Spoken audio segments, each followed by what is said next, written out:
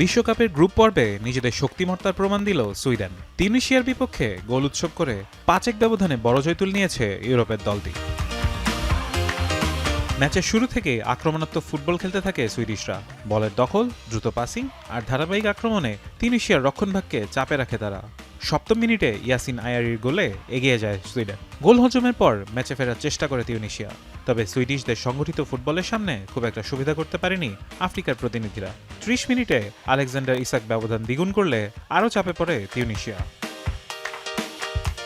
তবে প্রথমার্ধের শেষ দিকে ম্যাচে ফেরার আশা দেখায় তারা। একটি আক্রমণ থেকে ওমর রেকিক গোল করে ব্যবধান কমিয়ে আনেন। 2-1 স্কোর লাইন নিয়ে বিরতিতে যাওয়ায় দ্বিতীয়ার্ধে লড়াইয়ের সম্ভাবনা জেগেছিল তিউনিশিয়ার শিবিরে। কিন্তু বিরতির পর যেন আরো ভয়ঙ্কর রূপে মাঠে নামে সুইডেন।